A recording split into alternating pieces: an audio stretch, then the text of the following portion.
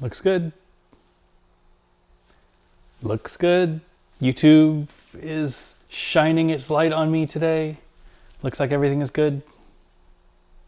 You never know. Hey everyone, welcome to Gear Talk episode 62.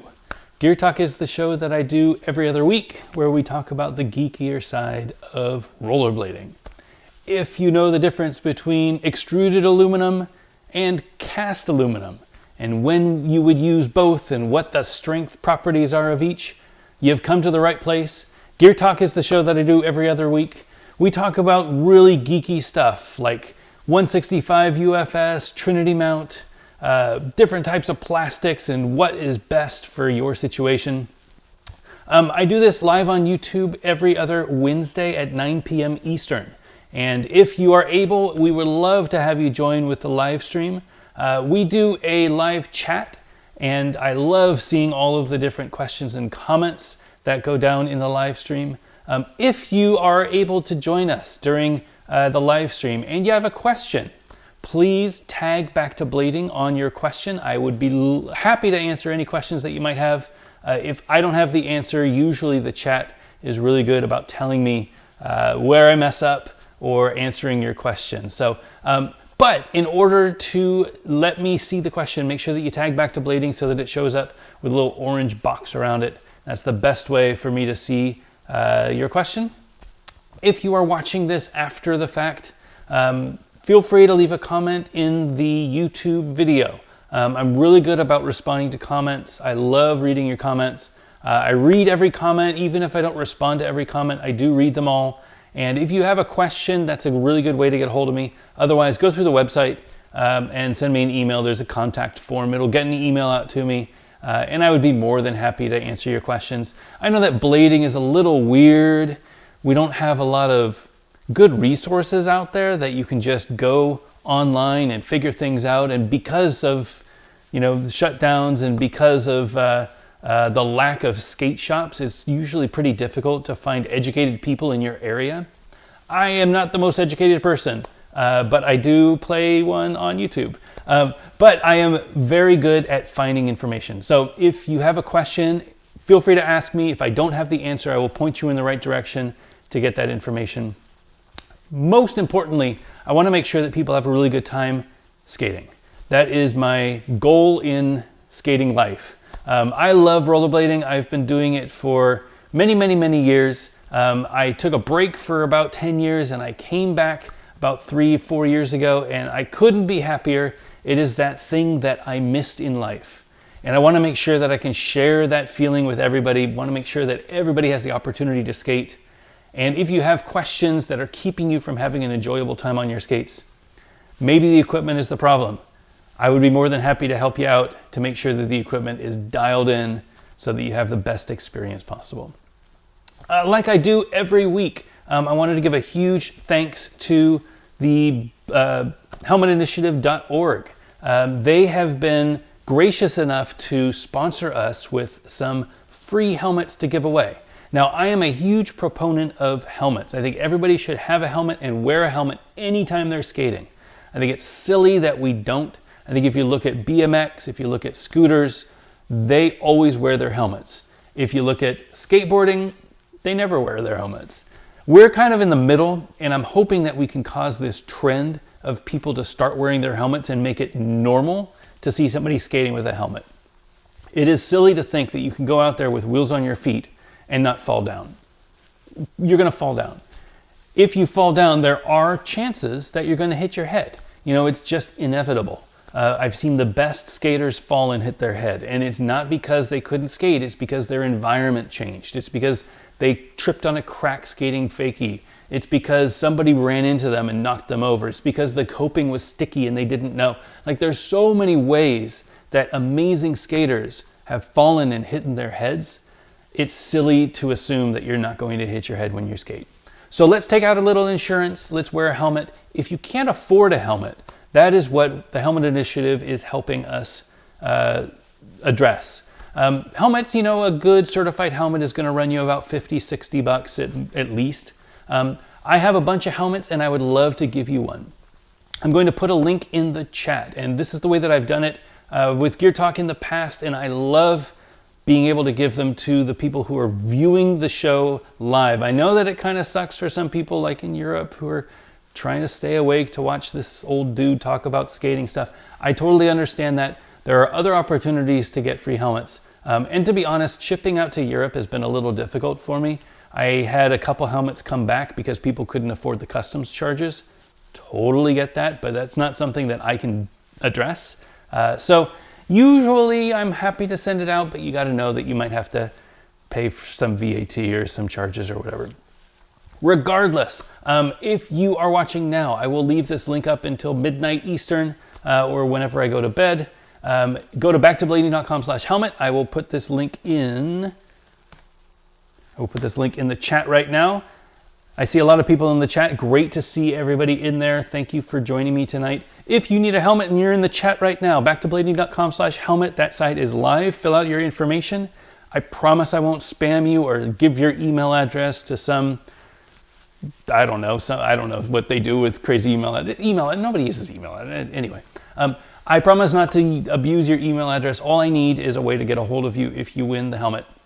I'm giving away 2 helmets for every episode of Gear Talk. I would love to give you one, please, if you need a helmet.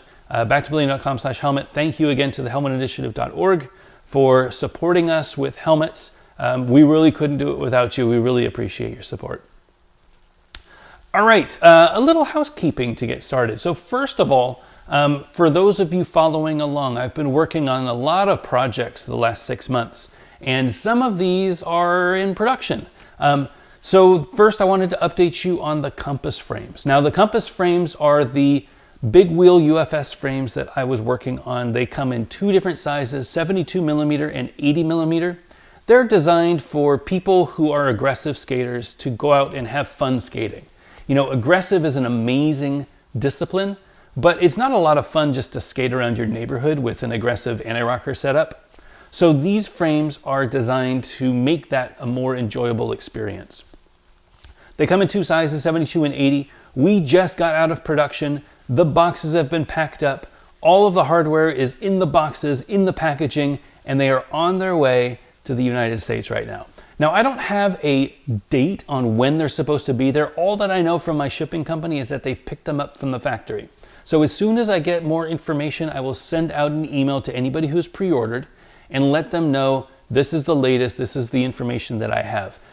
I have to warn you that this is the busiest time for shipping. So not only is it COVID and things get a little funky with closures and stuff like that and delays, but the holiday season is always the busiest time to get shipments in. So something that would normally take a week and a half is taking 3 weeks. I don't know how long it's going to take for us to get the frames, but I will let you know as soon as I know.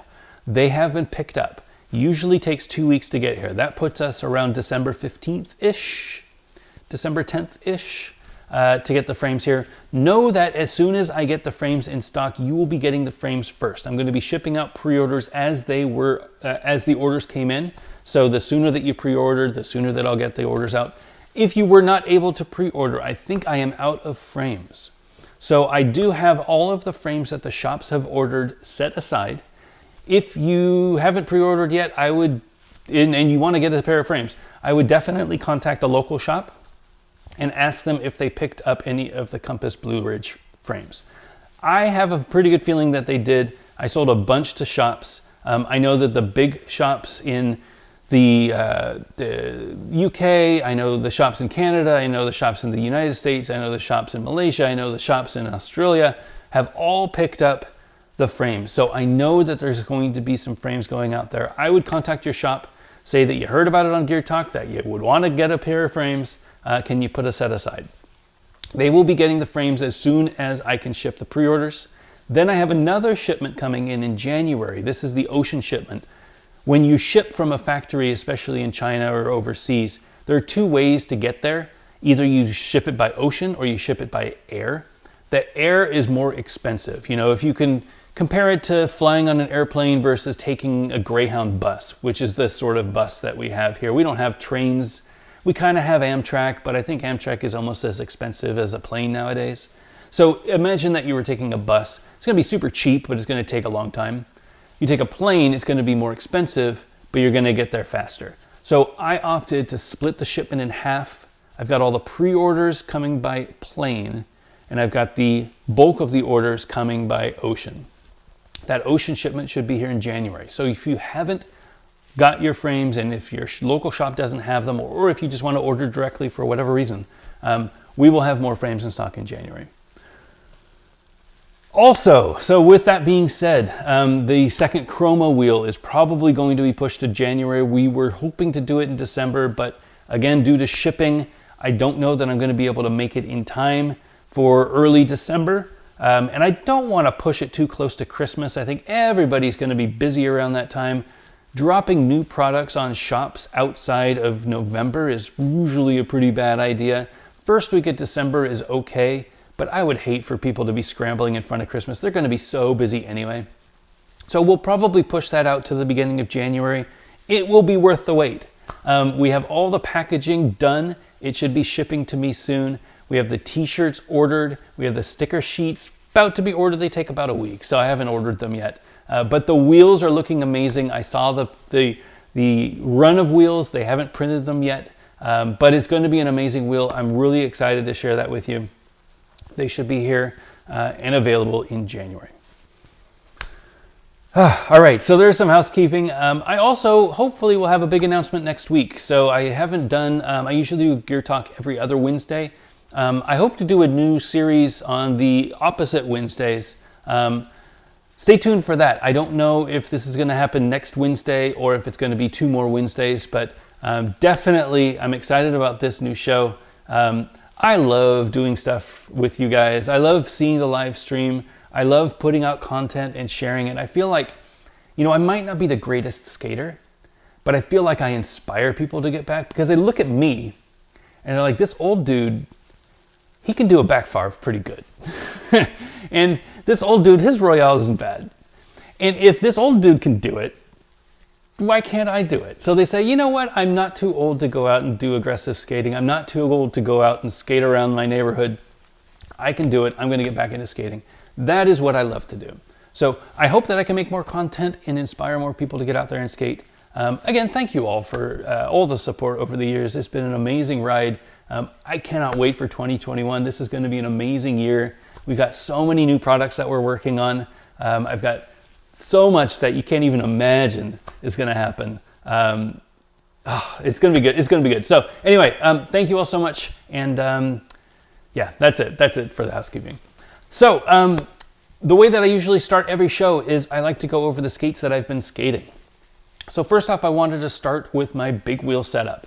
I don't skate big wheels enough. I really love the feeling of skating big wheels, but I don't, for whatever reason, I don't skate them enough.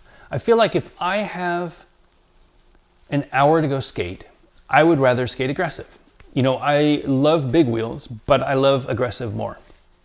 So until my knees or my back don't allow me to skate aggressive, I'm going to skate aggressive. That's just what I love, that feeling of jumping on a ledge and grinding, that feeling of catching in air, going into a transition, carving around a bowl, like that sort of feeling is a lot of fun. Now, I know that you can do a lot of that on big wheels, but for me, that whole setup of having that anti-rocker setup, doing your grinds, doing your air, stuff like that, there is nothing better. And as I can do that, I'm going to take advantage of it. But I do love my big wheels, and my nose is itchy. I do love my big wheels. And this weekend, I was able to go out on the Powerside Next, which is a skate that I've only been able to skate once, but I really enjoyed it. Let me get them down and show you. All right, so this is the Powerside Next. This is a Powerside boot. This is their newest hardshell boot. Might be their newest boot for that matter. It is a hardshell boot. It has very similar design cues to the original rollerblade boot, which I think I have over here. Oh, this was the broken one. Oh, you know what? I don't have my Valos here. I lent my Valos out, my V13, so I don't have the skate that I was going to compare them to, but you can see the lines. It's a very similar classic plastic hard shell boot. It's got that nice clean line around the edge. It's got the shiny toe with the textured sides. Really love the look of the Powerside Next. It is a Trinity mount boot. So what that means is that the bottom of the boot has 3 points of contact for mounting. That's the Trinity mount. These are supposed to help you with lateral responsiveness. It makes it much stiffer on the edges, so when you're doing your stride and you push off your toes, you have less wiggle. If the mounting point was in the middle, it would be more wiggle. You see this outside mounting thing with some of the Adapt skates with the Quattro mount, where they have the 2 bolts in the front and the back. Really interesting design. I don't know if I'm good enough to really tell the difference. I do notice that it feels a little bit lower because they've moved the mounting point of this front bolt out to the left and the right. They can make the wheels drop below the mounting area. So that's kind of cool. Gives you a few more millimeters of ride height, lower ride height, which is always welcome. These are the new Morrisville compass wheels. These are 90 millimeter and 85A. Full disclosure, I do own Compass, so these wheels just hit, but they're my wheels. Had a really good time with them. I think the 85A is a really good hardness. I think 85A is kind of the perfect standard for recreational skating. Gives you enough grip, but enough smoothness when you're skating. Doesn't feel like you're on little pebbles. I've skated 88A with big wheels and it feels a little harder. It's more of an aggressive setup for me. I've also skated softer wheels, and softer wheels to me, I felt like they just didn't give that grip that I wanted.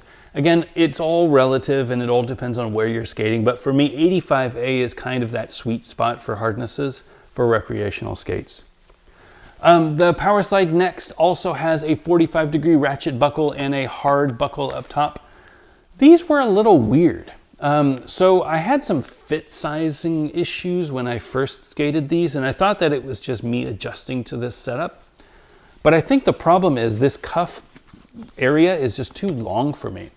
So what I'm going to need to do is cut them. They are fully adjustable. So you can see this inside cuff.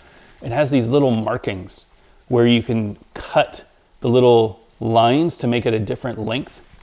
I think what the problem was for me is when I was tightening up the top buckle, I wasn't able to get it tight enough. And I think what was happening, you can see on the edge of this buckle, you can see these little cut marks.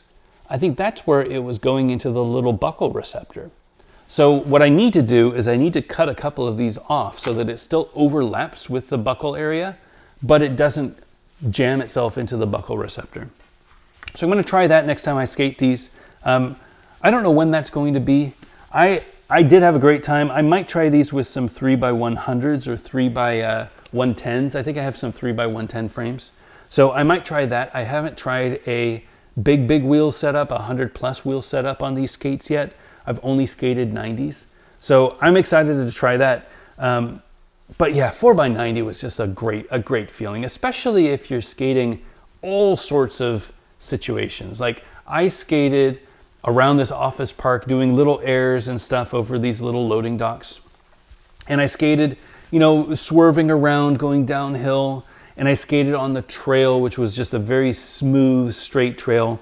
And all of those environments were really great for this 90 millimeter wheel. Now, if I were on 110s, I wouldn't feel as comfortable doing the airs. You know, it's just 20 millimeters, but it makes a big difference for ride height when you're trying to land in air. For me, I like a lower profile feeling. That's why I think 80 millimeter is probably best for big wheels if you were trying to do a little bit of everything. 90 millimeter is definitely on the higher end, but it's probably the biggest that I would go. But I've got to try it. You know, 110 is pretty fun if you're just skating in a straight line. It is my skate of choice. I do ride these Flying Eagle F7s. These are a 110 wheel on the Flying Eagle Supersonic frames. These are a 4x110 frame. Really great setup. Again, I absolutely love this boot. This is a really good hard shell boot, and these are only like $200, which is an amazing price. I think these boot only were 200, so you get the complete skate for like 200 of this. Really great skate, really great boot. Absolutely love this setup.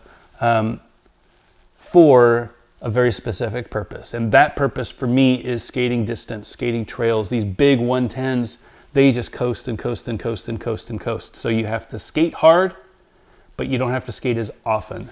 With smaller wheels, because the coast is less, you have to skate hard and then keep skating hard. This is a little bit more relaxed, which means that you can skate further.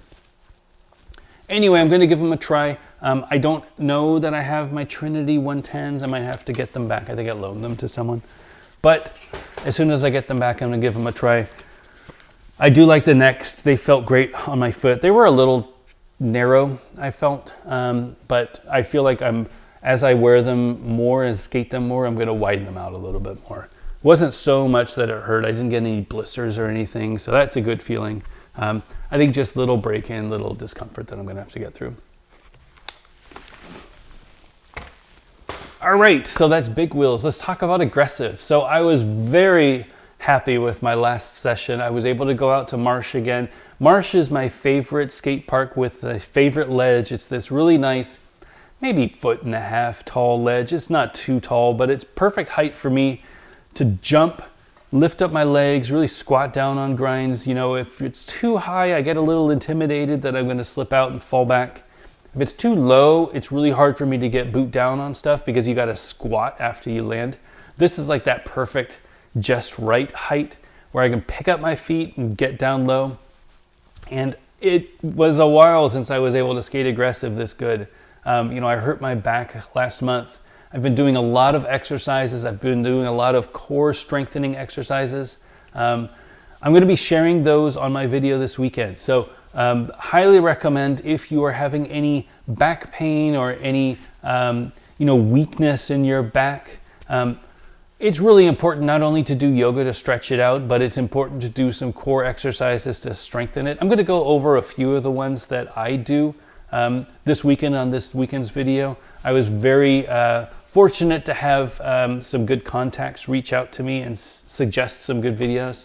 And I'm feeling it. I can feel that I'm stronger. I can feel that, you know, I'm less fatigued during the day, especially sitting at my desk all day.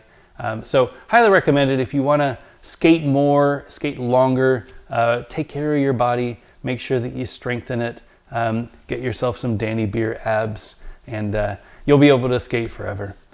But I was also very happy to skate on my Usd Carbons again. All right, so these are the Usd Carbons. These are my favorite aggressive skates. These are the size 44s. These are the Usd Carbons 2018. These are the Team Carbon version. They also make a carbon-free, it's the same mold, same design, but it doesn't have carbon. It has a plastic shell. This carbon wraps all the way around the edges, and then it wraps up to the cuff. The carbon stops around here where the cuff bolts onto the carbon, and then this cuff is squishy material with a solid cuff up top. The sole plate. So I have been skating the USD 7 sole plate. I swapped back to the Usd Carbon sole plate because I wanted that all black look. There's absolutely no other reason other than cosmetic. I like to switch it up, so I wanted to skate with an all black look. This is the Usd Carbon sole plate. I love this sole plate. I'm kind of on the fence on which sole plate I like the most, whether it's this Usd Carbon one or the Usd 7 one. I think they're both really good. The big difference for this one is that this groove is a lot tighter. The Usd 7 is wider, which means that you get a little bit more slop when you get boot down on Royales, but it definitely, it really helps when you have this nice tight groove when you lock on perfectly. If you don't lock on perfectly, it also adjusts you and pushes you back into this groove. So it's a very forgiving skate, and that is why I like this skate the most. I can skate any skate and go back to this skate, and within a session or two, I can be back to form because it is forgiving, because it lets me squish my foot a little bit more. It's not super stiff. It lets me get boot down on my Royales with my balance frames because the sole plate is wide enough. The groove is nice. The sole is nice. It's got a nice little juice angle to it. Absolutely love this skate. I am skating the Stefan Brando 50-50 balance frames with the Stefan Chroma wheels. These things are a little hard for me, if I'm being honest. Full disclosure, I sell these are mine, but yeah, they're a little hard for me. I think I prefer 88A. I think 90A is fine if you're just, you know, doing grinds and stuff like that. But for me, I want the Cadillac, you know, I want a smoother ride. I think 90A is a little hard for me. We do make 88A wheels, and that's usually what I ride. But I wanted to try these chromas. The wheels look amazing. The whole Steffen frame, I think, looks great. These are the UHMW anti-rocker wheels. Sometimes they spin, sometimes they don't. They are made out of UHMW. They are 46 millimeters. They're really great for grinds. They slide like self-lubricating plastic would. And yeah, 45-degree strap, nice ratchet, nice buckle, not ratchet buckle, metal buckle, integrated liners, so you don't have that ability to change and downsize your liner. You've just got to find the skate that fits you, but thankfully for me, this skate fits me perfectly. The biggest problem with these USD Carbons is this toe. With me falling as much as I do, I'm really worried that I'm going to wear through this toe. I did get some shoe goo that I'm going to put on here and try to protect it a little bit longer. I don't think it'll look too bad, but I've been hesitating putting it on because I don't want this shiny toe on the front of my skate. I think it'll be okay though. We'll see. But that, if there were any complaints, is my only complaint, since this is not a removable skin. If you watched our episode last week talking about skins, this is not a removable skin. This is all built in. I don't know if it's glued to the carbon or what, but it is a single piece boot. You can't really modify it aside from taking out the insole and the laces. So as you wear down this toe, you have to get a new boot. Which, you know, by the time I wear down this toe, I don't know, with the amount of times that I fall, it might only be a couple of months. If I were skating these skates every week or, you know, twice a weekend, I think I would wear through this pretty quickly. So that is a hesitation. If you are in the market for a USD Carbon or a USD Carbon free, know that the material can wear down a little quick. And once it wears down and you start seeing the inside of your toes, they're kind of toast. You probably need to replace them. And they're not cheap. I think this was a $400 boot only, maybe $380, something like that. Not a cheap skate. So you get what you pay for, though. It's an amazing skate. It just might not last as long as you would like. All right, those are my current skates. I'm absolutely loving these setups. I think if I had to skate these two skates for the rest of my life, I would be very happy, aside from the toe wearing through, of course. I think I would be very happy. I would probably swap out the wheels for something softer. I do love the 90s, though. I feel like the 90s are a very flexible size that I can kind of do anything with big wheels that I want to. I can skate distance. I can skate around the neighborhood. I could do airs, I could do all of that stuff. But I could even do some flatland wizardy stuff too. I don't know. I don't know that stuff. I don't have much of a rocker, but I bet being a four-wheel skate, I could probably figure it out if I were good enough to do it. With the aggressive side, just having that USD Carbon is such a comfortable boot. So this is probably where I am at. I am going to be getting some new skates soon. I will not share which skates I'm getting, but I do have those USD Aeon 60 basics that I haven't skated yet. Those are not the new skates. I got some brand new skates coming that I'm going to be testing out in the next week or so. Probably won't be this weekend. It might be this weekend. It depends. If it's not this weekend, it's going to be next weekend that I'll do it the first time. I'm super excited to skate these skates. It is a brand new skate for me. So we will see what I think. You know, my reviews are fairly honest, and I'm pretty... I don't know, I don't want to say cutthroat, but if I don't like something, you're going to know about it. So I'm excited to give these a try. All right, before we open this box, I would like to take a couple questions. If you do have questions, please make sure that you tag Back to Blading in it. I'm going to scroll all the way up to the top and see if anybody had any questions while I was getting started.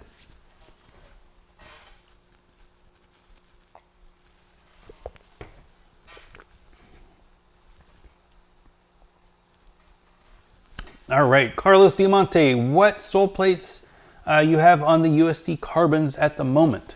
These are the USD Carbon sole plates. I think I mentioned that these are the carbon sole plates. I do like the USD 7 sole plates. The 7 sole plates are the ones that come on the gods now. I think these still come on the carbons. Bit of a coin toss between the two. I would probably say that these are my favorite, but I don't know. The 7s are really nice. The 7s might feel a little faster. The material that they use might be a little faster, but I do like the way this groove corrects you if you miss. This is my Royale foot. This is my left, right? Yeah. So this is my Royale foot, and you can see where I miss on my toe. It pushes me back in. Absolutely love that. With the USD 7, because it's such a wide groove, you don't get that. It kind of just lets you do it. A little tighter groove forces you back into that good posture, which means that you're going to grind and sit a little bit longer on that Royale. So the USD carbon sole plates are the ones that I'm skating down. Joshua Campos, are there any news on a new 50/50 frame? No news, but like I said, 2021 is going to be a very busy time. We've been working on some new projects that I think I've talked about in the past that we're looking into making some new frames. Definitely stay tuned if you want the information. What can I say? We are not in production yet, but we are testing.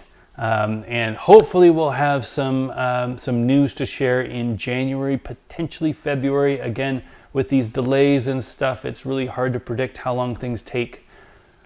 They're saying 30, 45 days until we can get some samples. So hopefully we will have some samples come January. As soon as we get samples and as soon as I feel comfortable sharing, this is where I will share first. So absolutely love this audience. I think this is a great engaged audience of skaters who love this sort of stuff. When I come out with new products, I know that you're going to appreciate them, or you're going to tell me that it's stupid and that I shouldn't be doing it. So those are the reasons why I like presenting in front of you all, because you're pretty cutthroat if you don't like something. So stay tuned. Probably January, maybe February.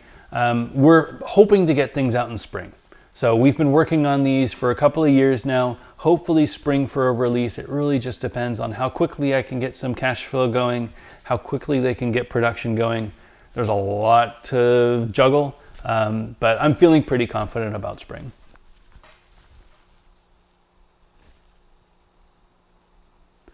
Possibly the worst. I am thinking about getting some new old stock Valo OX Bloods. Thoughts? I don't know which ones the OX Bloods are. They might be these ones, the ones that I have. Are they the... Oh, I don't know where they went. Did I lose them? Uh-oh. Oh, no, where are they? They're hiding. I don't know where they went, and I don't think I can get up. I don't know if those are the Valo lights or the Valos, but I mean, if you can fit them, you can skate them. I think, you know, getting new old stock is great. The nice thing is that you can usually flip them for the same price that you paid, so long as you don't skate them. There is a solid collector's market for Valo. I think that's great.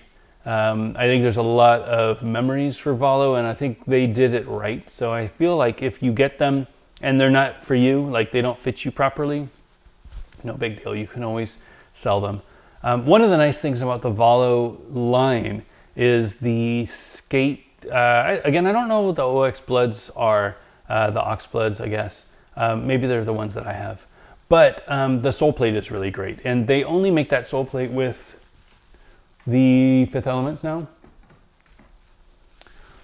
And this skate, I had a very difficult time skating. I felt like it was good, but it was kind of flawed in a few places. The sizing is a little all over the place. The eyelets kept popping out.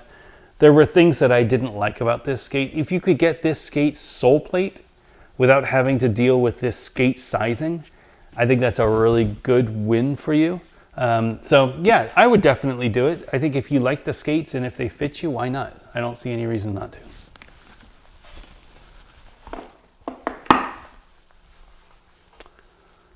Mr. Darren 25, with your past experience in ASA, I haven't had any judging questions before. Do you think our sport needs an organization like it today to provide more competitions and legitimacy? That's a great question. I don't know. So I think that the underground competition circuit that we have now is pretty great. I think the stuff that John's been doing with Blading Cup and the Blading Cup Invitational, with the Blading Cup being like the finals, I guess, of this series, I think is great. We definitely need an organization of a skate series so that we can have skaters go from one to another, keep their points, make it to a finals, and then be crowned a champion. And the reason for that, it sounds silly, right? I mean, core skaters are gonna, soul skaters are gonna say, oh, why do you want a competition? If you're on Team Pup and Suds, you don't really care all that much. But where it's important is we need to be able to market skating. And one of the ways that I felt like we failed the public back in the days is we never had superstars. If you think about skateboarding, they had their Tony Hawk. If you think about BMX, they had like Dave Mira or whoever. If you think about rollerblading, we had a variety of people who were really great. I think Arlo was probably, for my generation, that guy. Chris Edwards was, for my generation, that guy. But as soon as it hit like the late 90s, I don't think we had, or the mid 2000s, I don't think we had anybody like that. Thinking back to those days, who was winning competitions on the X Games? It was the Yasutoko brothers, which, amazing skaters, but not super personable, You can't put them in front of a camera and them have a conversation and you get to know them and stuff like that. You had like Tig Chris, who, again, same thing, like amazing skater, but he was in his own little thing. You had Aaron Feinberg, who, didn't really like the camera, didn't like having chats with people. I think having that recognizable list of skaters is really important for people who are just skating, not necessarily clued in, not watching this show, not listening to Jump Street, not, going to This Week in Blade and watching that on the YouTube. Like, they aren't clued in, they're just skating. For them to see sometimes there's a competition and be able to see a list of skaters who are good, that they can follow on Instagram, that they can cheer on, that sort of thing. I think that's really important. And again, it's just another mode of marketing skating to people so they can follow their favorite skaters. I don't remember how many times we would go to stops along the ASA tour and people would come out with signs for their favorite skaters. Like Jaron Grobe definitely had a fan base in every stop that he went to. And I don't think he knew these people, but he would have people who were bringing signs, who were stoked to see him. Like, that is crazy. And I'm sure that skateboarding has that. I'm sure that BMX has that. I think that inline can have that. We used to have that. I think that is a good thing. I think having recognizable people is good. I think having a list of people that you should look for is good. And then eventually it ends up being on some sort of a broadcast medium. I'm not going to say TV or ESPN because I don't think those are as relevant anymore. But when it is on Twitch or when it's on YouTube or whatever, they know this is what I'm going to watch and this is the guy or girl that I'm watching. I think there's value there. So I do think that there is something to be said about an organized competition circuit. I think that there are a lot of things that have to happen in order for that to work. And to be successful, we need to line sponsors up. We need to have dates. We need to have competent people organizing. Like, nothing worse than showing up to a comp and nobody knows what the hell's going on. And that's frustrating, right? But I think that those things are attainable. I think that Jason and John do an amazing job with, and Yvonne do an amazing job with Blading Cup and all of those series. I know that the locals comps, it can be a little hit or miss, but some of them are really well organized. I think it would be good to have some sort of an overarching association that can help with that sort of thing, because a comp is a comp is a comp.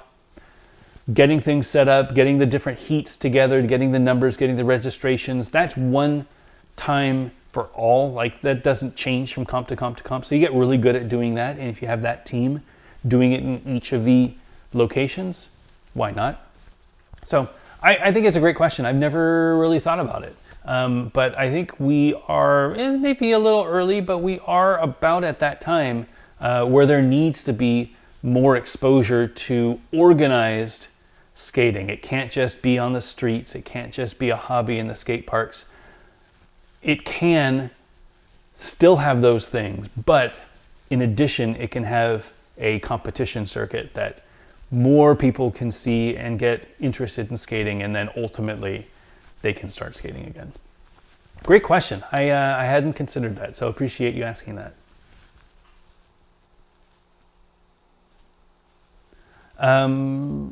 UW Crutch, can 2-piece Valo Soleplates fit on 3-piece Valos? I think so. Somebody in the chat should probably answer that to BW Crutch. UW Crutch? UW Crutch. I think so. I think that they're not compatible like the pieces, but I think the whole pattern is the same. Do I have the two? This is a 3-piece sole plate. And these 5ths are a 2-piece sole plate. It sure looks like it. Yeah, it sure looks like it. I don't see why not. Yeah, I would say they are. I might be wrong, but I would say they are. All right, speaking of Valo, I do have some more questions. I will stop my scrolling right there, and then I will get to those questions, I promise. But since it is 40 minutes in, I want to make sure that we get to the main event. In case you missed the drop, Roller Warehouse got a huge shipment of old Valo skates in from Europe. So the way that legend goes, that when Valo closed up, there were a bunch of Valo skates on the Rossi's outlet that they couldn't get rid of. They've been sitting there, usually some weird sizes, you know, some big sizes and small sizes, like your normal 8 through 11 isn't going to be available. But if you have big feet or if you have small feet, they had skates in your size, but they weren't shipping to the US. Fast forward to last week, and Roller Warehouse got that huge shipment of skates in. Now, I don't know if they got them all into their warehouse or if they were drop shipping from Rossi's US. Mine came from Rossi's US. They didn't come from Roller Warehouse directly, but I ordered from Roller Warehouse. So maybe it was like a, what is it called? Fulfillment sort of situation, like how Amazon does. Roller Warehouse was the marketplace, and then Rossi's, I don't know what their relationship is. Regardless, you can go to rollerwarehouse.com, do a search for Valo, and you'll see a bunch of different skates up there. They still have a bunch now as of today, which is the 25th of November, day before Thanksgiving. Happy Thanksgiving to everybody in the US. It is amazing to see all these old skates. There are some hard shell ones, there's some soft shell ones, there's some lights, really everything that you could ask for in Valo. I was very fortunate to get in early and got myself a pair of my unicorn skates, the skates that I'd been lusting after since I got back into it and learned that they existed.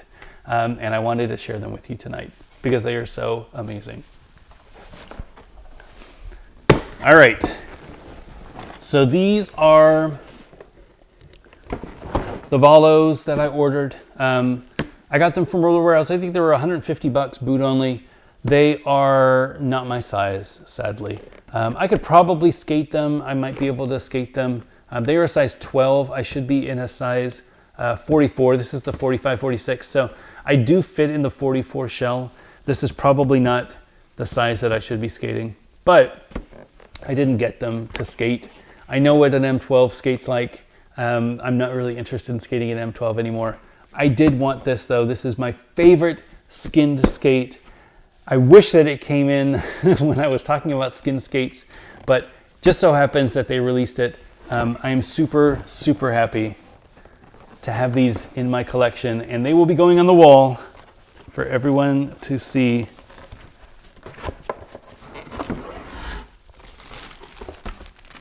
These are the Arlo Artist Series, what are they called? The AE1 boots.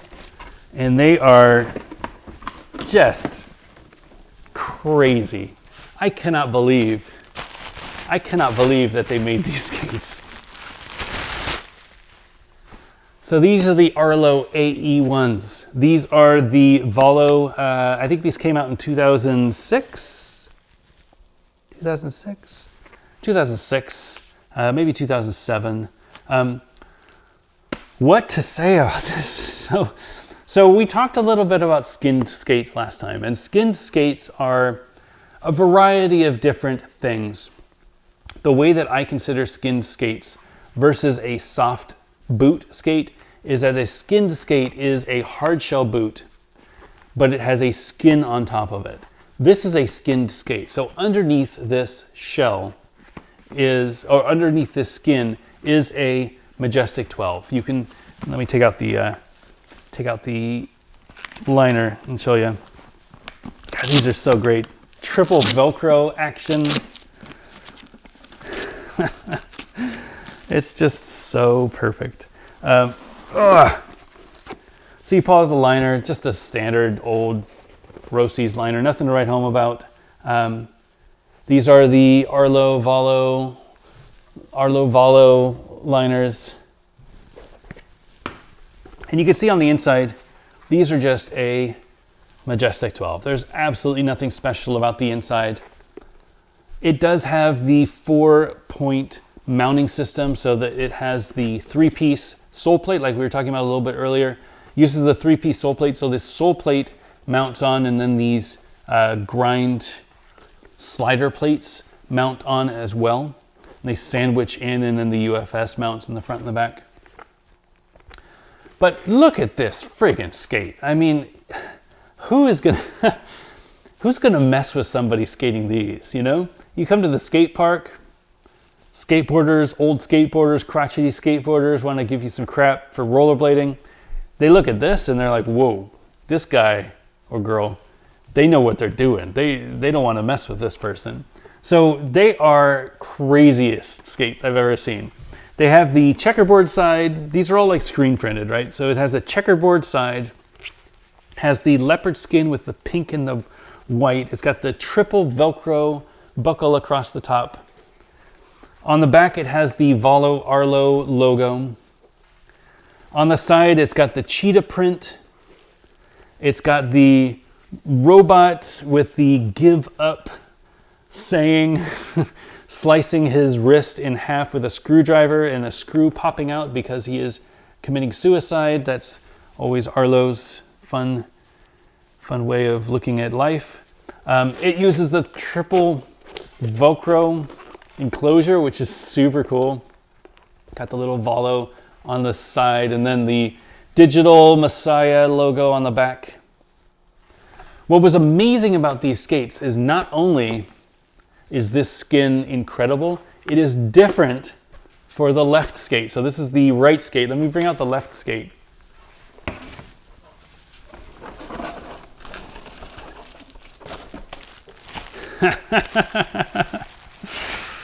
Oh my God. So good. Skating should be fun. You know, there was an era, the last 8 years or so, where every skate was black. And if it wasn't black, it was white or it was gray. This shit is, I'm sorry, I don't swear on this show, but this is not a gray skate. This is the craziest skate you'll ever see. So this is the left skate. It's got the purple zebra skin texture. It's got the orange and black checkerboard with the, I don't know if it's an octopus or Mr. Tentacle Man cutting his arm or his tentacle off. I mean, it is just crazy. It's got the Y-Tri screen printing on the last strap. I just love this. I love that they let him do this. I love that they said, you know what? Go ahead, design your own skate. What should it look like? Do whatever you want. It's the artist series. And he's like, all right, I'm going to do whatever I want. And this is what he did. It's so good. Anyway, I absolutely love these. I'm going to have to figure out a way to mount them because they don't have the little carry strap that they usually do. So I'm going to have to rejigger it. But this definitely deserves to be on the wall. These are the most sought after skates in my eyes. I love that they let him do this. I don't know that anybody will be able to do this again, but this was such an amazing project.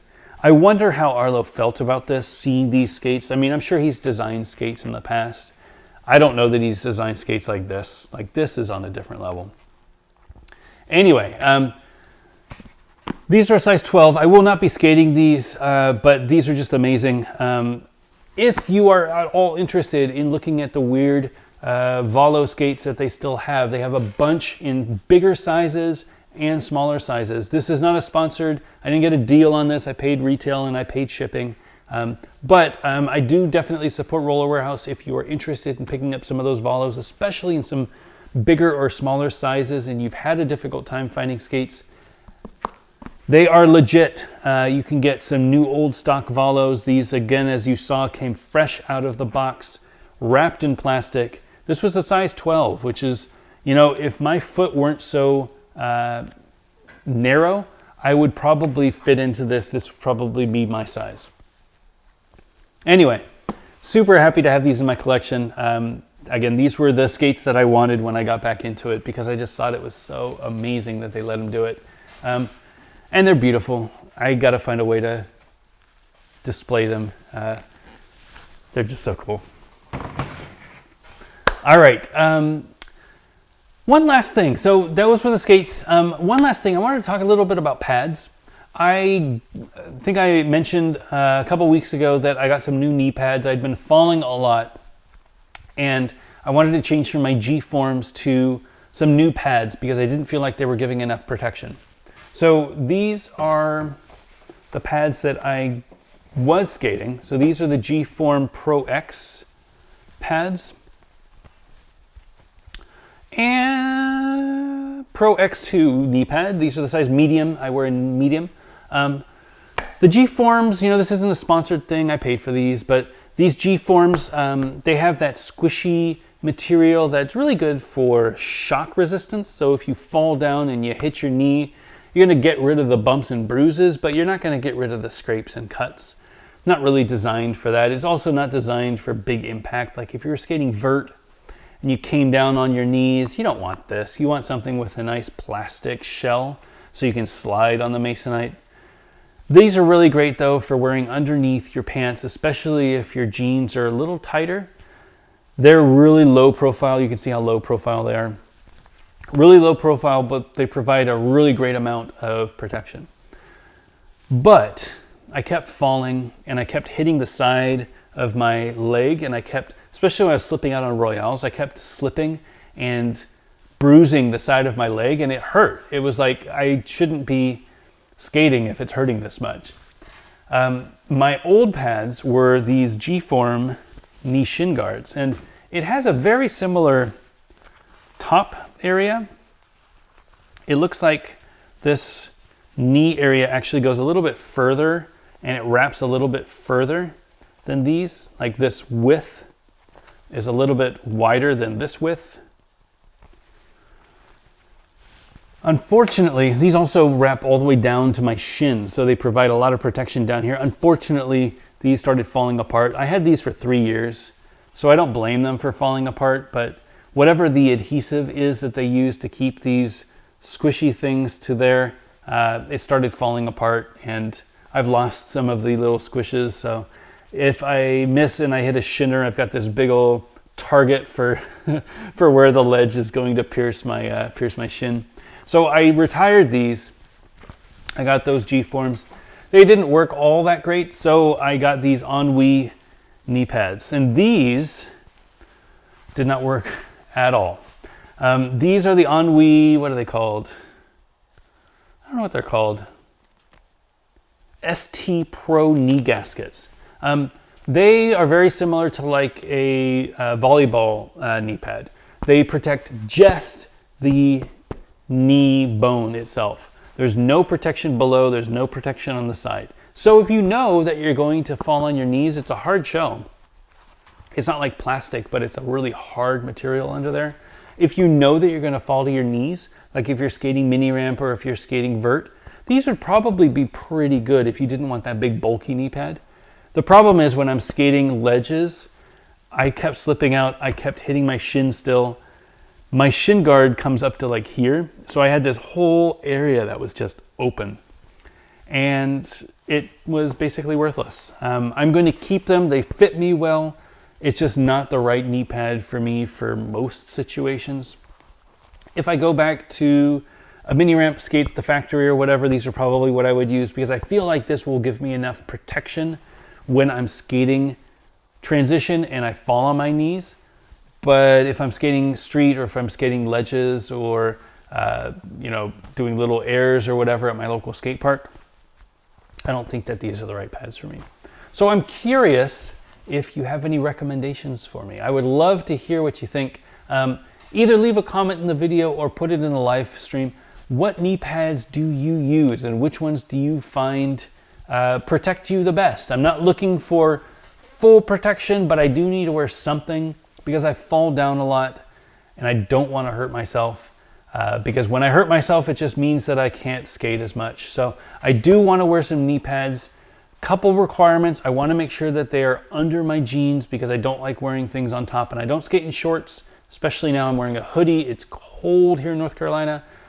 Cold is all relative, but it's in the 40s, which for me is not shorts weather. I want to make sure, geez, did it crack? I think I cracked the... Why can't they make something that doesn't break in an hour? If you have a recommendation for knee pads, I would love to hear it. If everybody just comes to me and says, oh, get the G-form knee shins, I'm gonna have to find them. I don't think they make them anymore. If they do, I haven't been able to find them. I've been looking. They were my favorite knee pads. They didn't provide enough protection, but they provided enough area protection that I was always protected. That's all I'm looking for. I'm not looking for, you know, be able to jump off a building and land on my knees and be okay. I'm looking for scrapes and bumps and bruises to be protected and give me more of a protective area. And this just is not enough. You know, this is a very small area and I miss a lot. Anyway, that's an update on pads.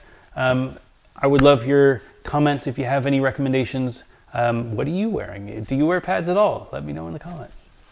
All right, let me scroll through a couple more questions. I am at almost an hour, so I'll probably go for another 15 minutes.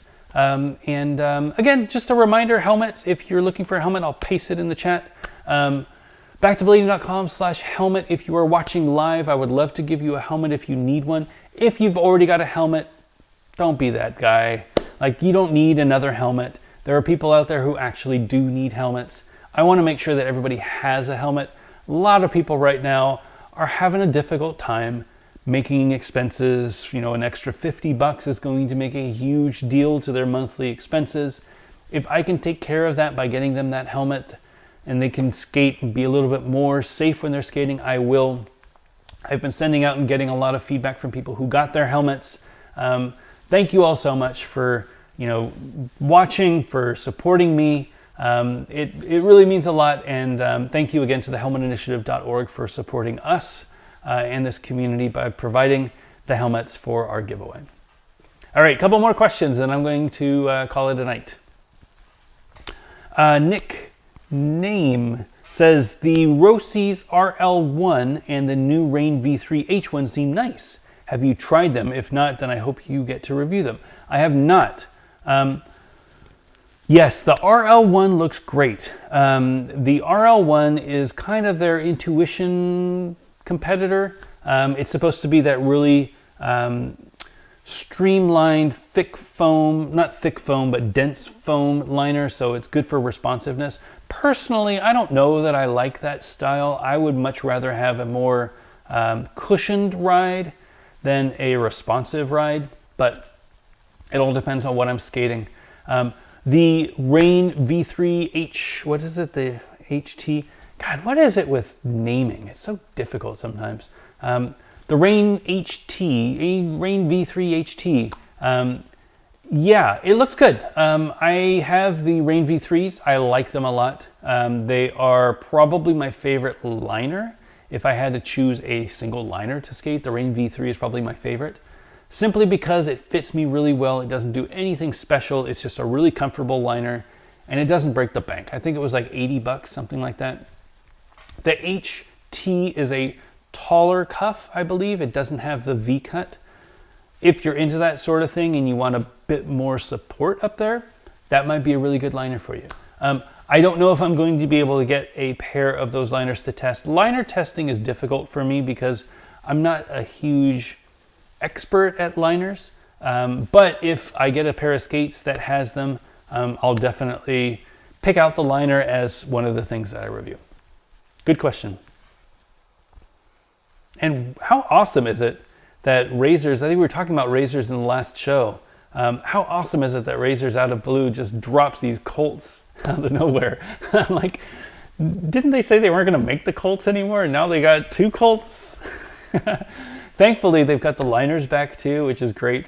It's good to see the brands, like, summer was really busy for the industry. And I feel bad because Razors kind of missed most of that.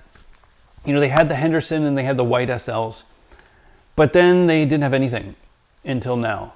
And that's, or they had the SL Classics, the black ones with the blue Aragon 4s. But they kind of missed that whole window of the boom. But that's not a bad thing. Like, at least they've got skates now.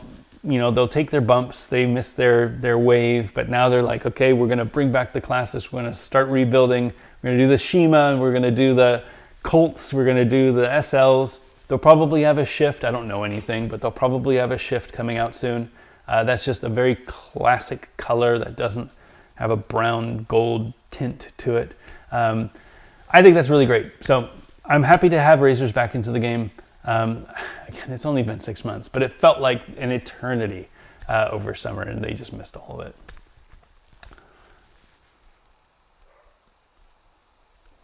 TP says they have a black color shoe goo. I use it on my carbons and it works and looks good. Cool. I think I got the clear. So I'll see if I can find the black. That might be a better option. I'll take a look. Thank you for the suggestion.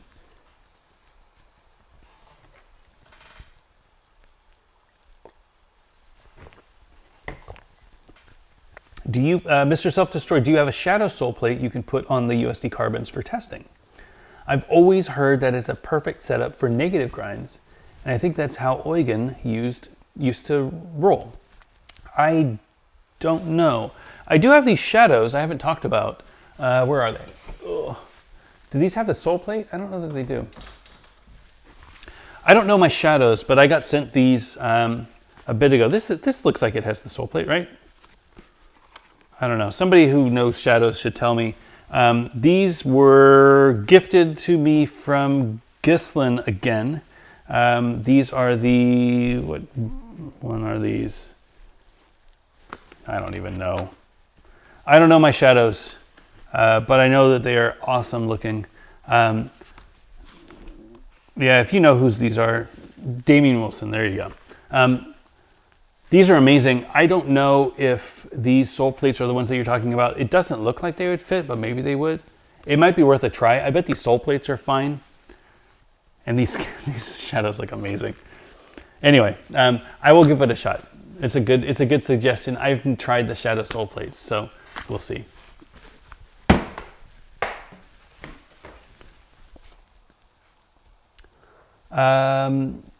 Jean-Pierre Uis, I think. Where do you sell gear wheels? Link, thanks. Yeah, so 50/50, Compass, and Chroma are the 3 brands that I own. The brands are available through balancedist.com or your local skate shop. So I always recommend going to your local skate shop first.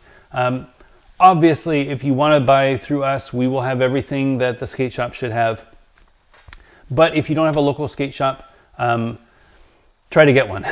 If you do have a local skate shop, support them. They need to stay in business. They need to keep growing the sport in your community so that there are more skaters so they can expand, bring in more products, stuff like that. They are the reason why communities can continue to build. So check out your local skate shop, but if you can't, go to balancedist.com. And you'll be able to find all of our stuff.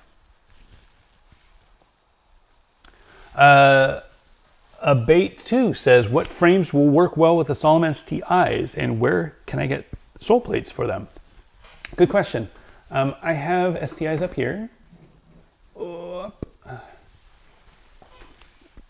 So these are the STI Pros. Two questions. So frames. These are UFS. You are able to ride any UFS frame that you want. So obviously, you know, I'm a shill for 50/50 because I own 50/50. If you wanted to get 50/50 frames, you could get 50/50 frames and they would be great on these skates. But if you wanted a more contemporary frame, you could get the Sola frames, you could get the Wish frames. Those are both really great frames, especially if you want to ride flat with some bigger wheels. The Wish frames are my favorite flat setup if you want to ride big wheels. They work great on the Solomons.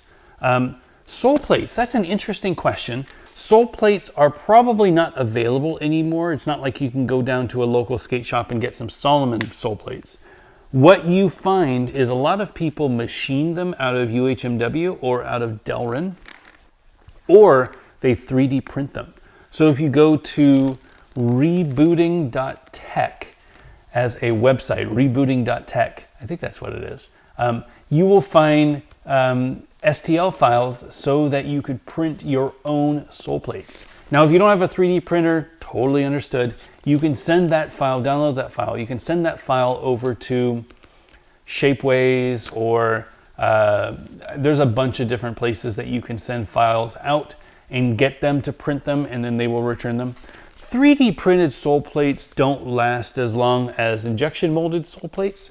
The process isn't as durable, but it is a way that you can get sole plates. They will be fast. They will wear fast. They will feel good, but a little bit glassy, a little bit gritty, but it's an option. Probably the best thing to do is go on Blade Tech or go on Rollerblading and ask if anybody has any sole plates for your size Solomon that they would want to sell, or does anybody make sole plates anymore? There are a few people who make them. So I would start looking there. I don't have anybody offhand. I know that Andrew Kingery made sole plates. I don't know that he's doing that now. But if you go to King Soles on Instagram, you can see some pictures of his work. I've had some King Soles in the past and they were amazing. Again, just a really great material machined out of UHMW or Delrin. I don't know what he's using. But really, really great stuff. Highly recommend it. And it's great to artisan, like local craftsman who's making sole plates. I love supporting that sort of thing. Great question. And stick with your STIs. They're a great skate. A lot of people love these skates.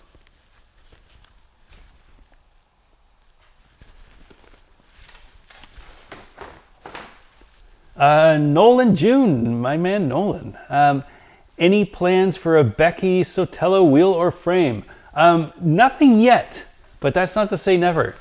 So Becky is an amazing skater. We just put her on the official ambassador team. Becky and I have been, I'd say, pretty good friends for a couple years now. I've been flowing her stuff because I just love her skating. I love that she's just goes out there, even being a mom of two, and doesn't care. She still has time to skate. She makes it a priority. I love looking at skaters as normal people.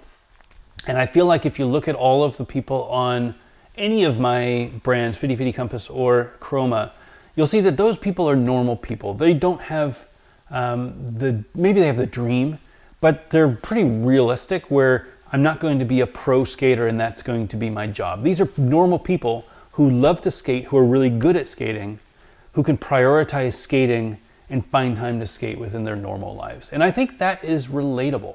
You know, who doesn't have a full-time job and tries to get in a session, you know, once a week during lunch and then, you know, on Saturdays or whatever. Like, that is a totally normal session. It is great to be able to support people who are doing that. Becky's been skating for many, many years at a really high level.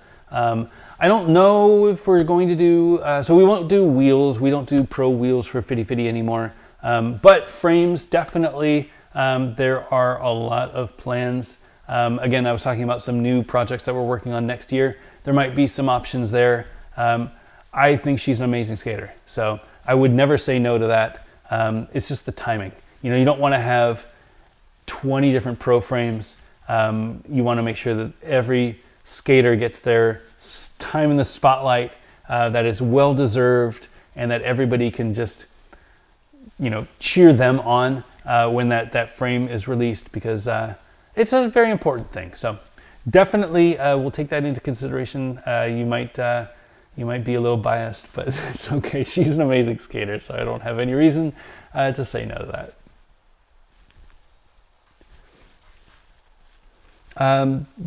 BP Benson 14, do the carbons run true to size? I feel as though they do. I am a size 44, 28.5 centimeters.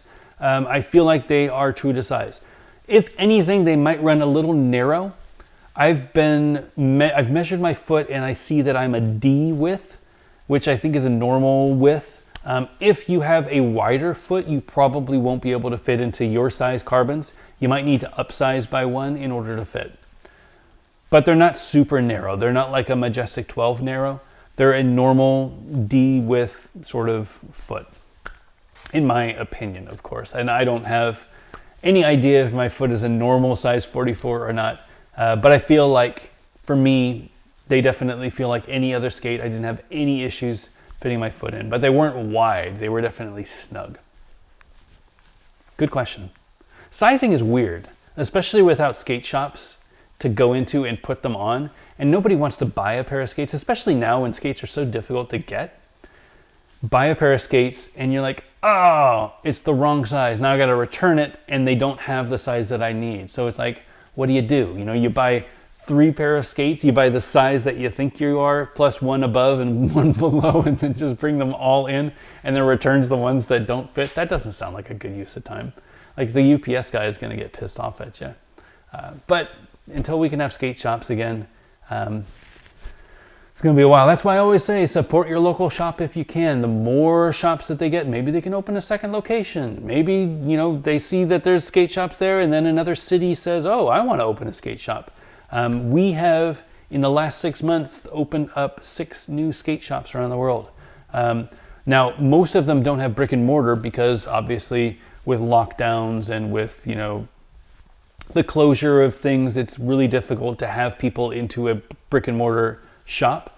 But guaranteed, when, you know, things are opened up again, a lot of these shops are going to have a brick and mortar location because they want to have that walk-in traffic. They want to have people come in, try on skates, and be able to sell them on the right skate for them, not just what they see on the website. So support your local shops if you can. Ward Klein, in your experience, what are your least favorite details about 3x110, and which brands are the worst offenders? Least favorite details about the 3x110. I don't really know what you mean by details. For me personally, 3x110 is a really interesting size. It is a great size for skating with a little bit of nimbleness for distance. You know, let me get some. The 110 millimeters, the bigger the wheel, just to break down the differences between wheels and where you would want to ride different wheels. The bigger the wheel, the more coast you're going to get. So as soon as you get to top speed, you have this really nice big wheel.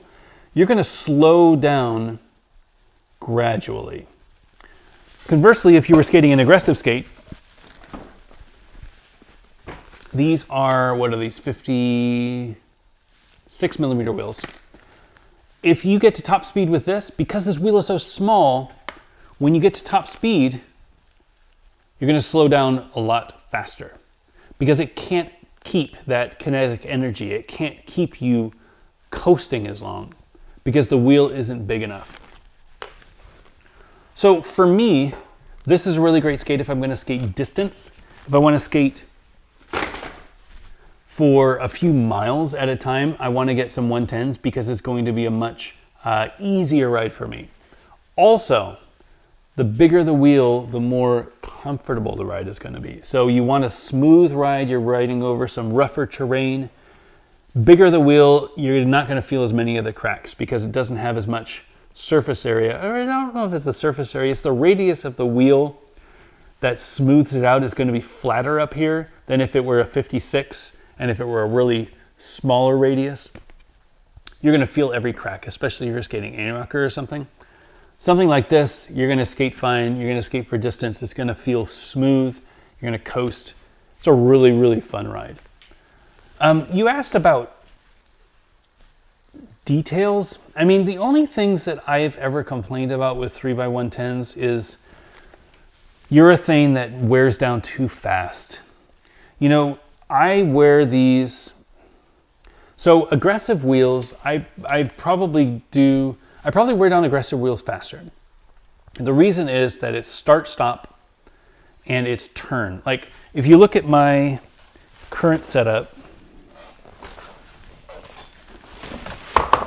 so these are brand new wheels. These are wheels that I've only skated once. This is my left foot. One session. The front wheel, you can see, still has a mold line. The back wheel still has a mold line, but you can see there's a little bit of wear, a little bit more wear. I wear down the rear wheel of my aggressive skates first, because when I'm stopping and turning, I go into my heels, because I can't use all of my wheels to turn because it's anti-rocker. If I'm skating anti-rocker, I have to put most of my weight on my rear wheel when I'm turning, make that pivot point. My biggest gripe with big wheels is when the wheels wear down too fast. You know, you're skating for miles and miles and miles, and I don't have a perfect stride. So when I'm striding, I'm more on my heels, I think, or maybe more on my toes. When you have a perfect stride, you push out with the entire force of the frame. So every wheel is pushing and every wheel is gripping. So when you push, you've got that whole surface area pushing out and giving you power into your stride. I don't do that because I'm not that good at it. But I notice really quickly with big wheels, if I'm striding because I'm skating so much, like for such a long distance, I can see that it's wearing faster. And I think I wear faster in my toes than I do because I'm not doing the turns. When I do my turns, I'm not getting on heels. It's like I'm skating distance. So it's just strides. And that's my biggest gripe. I have not gotten I've not had any issues with any cores cracking. I did hear that was, some wheels have that problem, especially if you're doing urban, you know, doing gaps or anything and you crack the core. I haven't had that problem. I've skated undercover 110s, I've skated compass 110s, I've skated hydrogen, rollerblade hydrogen 110s. Never had a problem with any cores cracking. So maybe I'm just not heavy enough, or maybe I don't do things that would create that crack. But that would be one of the things that I'd be concerned about. Otherwise, 110s are 110s. Like if you stick with one of the well-known brands or a brand that you recognize, I think you're gonna have a really good time. Biggest thing I think you should avoid is spending too much on wheels. Unless you know that you need expensive wheels, you probably don't need expensive wheels. Typically like a 110, I think you want to stay around 12 to 14 bucks a wheel. I think that's the normal price. I don't know off the top of my head how much compass wheels are. I want to say they're 12 for a 110, maybe 13 for a 110. I think undercover is about 13, maybe 14. I think you can get some ground control wheels for like 11. I think they're a little bit cheaper. But around that range, you'd probably be fine. If you don't know that you need a $20 wheel, you probably don't need a $20 wheel. Stay with the smaller, the cheaper wheels. Get as much skating out of them as you can. Those really high price wheels, you probably only need if you're doing a super long distance like a marathon or like a Athens to Atlanta sort of thing. Or if you're doing an indoor track sort of thing and you need every little stride, every little grip. I hope that answered your question. I don't know a ton about the use of 110s. I know what makes a good 110, and I feel like we make a good 110, and I've skated some good 110s. If you have more questions, please feel free to leave a comment in the video. I'd be more than happy to learn and share what I learned. Thanks for asking. All right, I think that is it. I see a few more questions, but I'm starting to lose my voice. We're about an hour 20 in, which is when I start losing my voice. Just a reminder, happy Thanksgiving to everybody in the US. If you are planning on going over to your family's house or your friend's house for Thanksgiving, first of all, I'm not going to judge you. Do your thing. Be safe though. Wear your mask, wash your hands. Don't be dumb about this, you know. Treat it seriously. I'm not going to be your dad. I'm not going to say stay home. If you are visiting with people who are at risk or at a higher level of risk, be smart about it, please. This is a serious thing.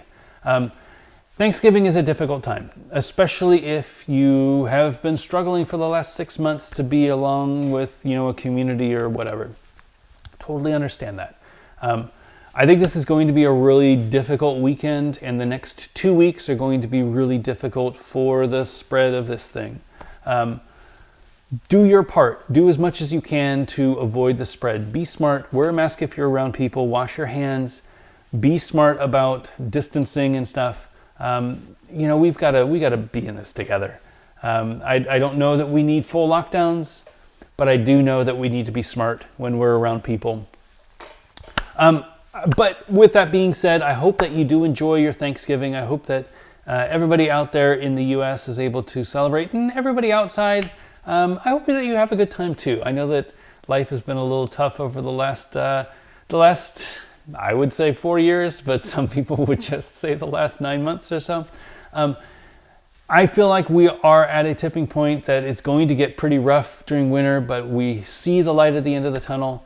I think for me personally, rollerblading has been one of those things that's kept me grounded and has kept me with a positive outlook on this whole thing. Being able to put big wheels or whatever on my feet and just go and skate when you get, you know, tired of looking through news on the Twitter or whatever, and you get all frustrated by, you know, politics and all that. Go get your skates, put your skates on, put your helmet on, and just go get lost for an hour. Skate around your neighborhood, explore those little cul-de-sacs, explore those back alleys, explore the parks that you've driven by but you've never been to. There is nothing better than skating. And going out there and skating is a great mental exercise. It's a great physical exercise. Everybody needs it. It is getting cold. So before it gets too cold, before it gets too snowy, this is a perfect time to do it. Everybody should go out and skate this weekend. Everybody should have a great Thanksgiving. I hope that you are being safe. I hope that you have some great food. And hopefully I will have a big announcement next week that I'll be able to share. We will see. But definitely follow me on the socials or subscribe to the YouTube if you want to know more about it. Thank you all for watching. And worst case scenario, I will see you again in 2 weeks.